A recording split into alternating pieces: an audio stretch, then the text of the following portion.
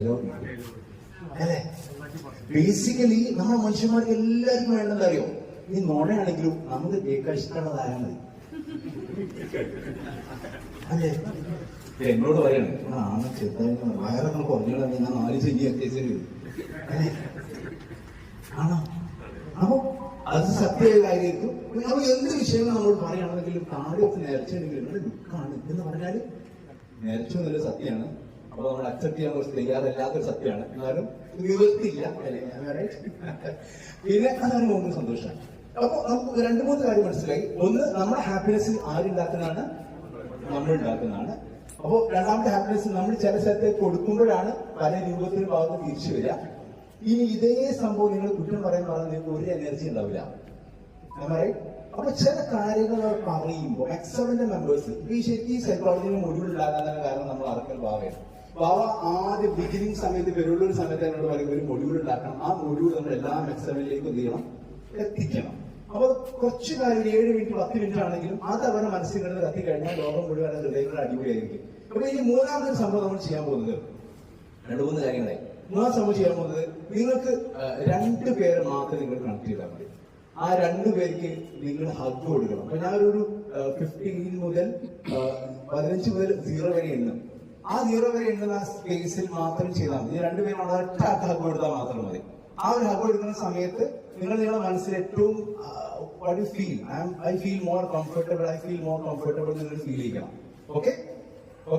Your time start now. ശരിക്കും കൊടുക്കാൻ ഒന്ന് ഹഗ് ചെയ്യും. ഒരാൾ മാത്രം ഹഗ് ചെയ്താണ് നിൽക്ക് പോകാനെ. 15 സെക്കൻഡ് ഹഗ് ചെയ്താണ് നിൽക്ക്. 15 സെക്കൻഡ് ഞാൻ വിടും. 10 മാത്രം വിട്ടാൽ മതി. അവിടെ കെട്ടിപ്പിടിച്ചിരുന്നോ? 10, 9, 8. എന്നെ നോക്കണ്ട. നിങ്ങൾ ആ ഒരു 10 സെക്കൻഡ് നിങ്ങളുടെ മനസ്സിലുള്ള ഫീലിങ്സ് റിലാക്സിന് ഫീൽ ചെയ്തിട്ട് 10 മെല്ലെ തട്ടി കൊടുക്ക്. ഒന്ന് താമ്പരം കൊടുക്ക്. ഒന്ന് തട്ടി കൊടുക്ക്. ഒന്ന് ഫീൽ ചെയ്യും. റിലാക്സ്. മെല്ലെ തട്ടി അടിച്ചു കൊടുക്കണം. 3, 2, 1, 0. Okay, come back. What you felt? എന്ത് ഫീൽ ചെയ്തു? പുതിയ ആളെ പരിചയപ്പെട്ടു, പോസിറ്റീവ് എനർജി കിട്ടി,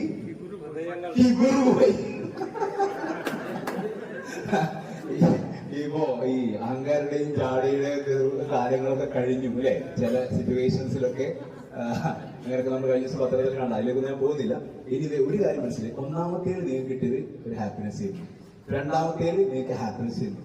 മൂന്നാമത്തെ ഹഗ് ചെയ്തപ്പോൾ you felt a release from your heart. I am right? എന്തൊക്കെ ഒരു ഫീല്. ആദ്യം ഒരു ഹെസിറ്റേഷൻ, എങ്ങനെയാണ് പിന്നെ അതിങ്ങനെ അതിലേക്ക് ചാർജ് ചെയ്ത സമയത്ത് ആ ഒരു last 5 second you felt more comfortable. I am right? Yes. നിങ്ങൾ അറിയാതെ ഒരു ബോണ്ട് ക്രിയേറ്റ് ചെയ്തു.